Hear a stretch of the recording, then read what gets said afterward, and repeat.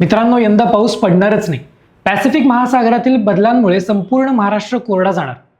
Monsoon सुरू होण्यापूर्वी असे अनेक भीतीदायक अंदाज वर्तवले जात होते. पण 23 जूनला महाराष्ट्रात मान्सूनने तब्बल 17 दिवस उशिरा का होईना पण अशी काही धमाकेदार एंट्री केली आहे की सुरुवातीला हे सगळे अंदाज चुकीचे ठरवलेत. मुंबई, पुणे, नाशिकसह संपूर्ण ग्रामीण भागात पावसाने अक्षरशः धुमाकूळ घातलाय. अनेक ठिकाणी एकाच दिवसात रेकॉर्डतोड मुसळधार पाऊस झाला. धरणामधील पाणी वेगाने वाढले, पिण्याच्या पाण्याचे संकट टाळले आणि पेरण्या झाल्यामुळे बळीराजा सुखावला. पण मित्रांनो, हा आनंद जास्त काळ टिकू नाही शकला. जुलैच्या पहिल्या आठवड्यापासून याच पावसाने अचानक संपूर्ण महाराष्ट्रात दडी मारली.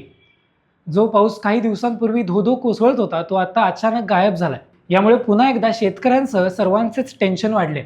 धोधो पडणारा हा पाऊस अचानक कुठे गायब झाला? या मान्सून ब्रेक मागे नक्की काय शास्त्रीय कारण आहे आणि हा पाऊस महाराष्ट्रात परत कधी सक्रिय होणार, हेच आज आपण या व्हिडिओच्या माध्यमातून अत्यंत सोप्या भाषेत समजून घेणार आहोत. नमस्कार, मी रोनक. तुम्ही पाहताय अनफिल्टर्ड महाराष्ट्र. पाऊस गायब होण्यामागची 3 प्रमुख शास्त्रीय कारण अशी आहेत. हवामान तज्ज्ञांच्या मते हा बदल कोणत्याही अंधश्रद्धेमुळे नसून पूर्णपणे जागतिक आणि स्थानिक वातावरणातील बदलांमुळे झाला. कारण 1, हवेच्या कमी दाबाचा पट्टा सरकणे. पाऊस पडण्याच्या कमी दाबाचा पट्टा योग्य ठिकाणी असणे अत्यंत गरजेचे असते. जूनच्या शेवटच्या आठवड्यात हा पट्टा महाराष्ट्रावरून जात होता. मात्र जुलैच्या सुरुवातीला हा पट्टा सरकून थेट हिमालयाच्या पायथ्याशी म्हणजेच उत्तर भारताकडे गेलाय.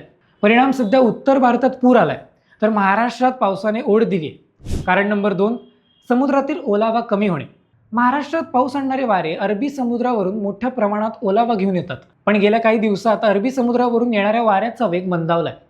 हवेतील ओलावा कमी झाल्यामुळे ढग निर्माण होण्याची प्रक्रिया थांबली आहे आणि कडक ऊन पडत आहे. कारण नंबर 3, पॅसिफिक महासागरातील सुप्त प्रभाव.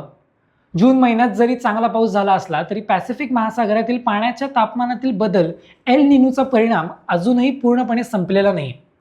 त्यामुळे मुख्य मान्सून सिस्टीम काहीशी सुस्तावली आहे. या मान्सून ब्रेकचा सर्वात मोठा फटका महाराष्ट्रातील शेतकऱ्यांना बसत आहे. जूनच्या जोमदार पावसानंतर राज्यातील 70 ते 80% भागात शेतकऱ्यांनी पेरण्या उरकून घेतल्या होत्या.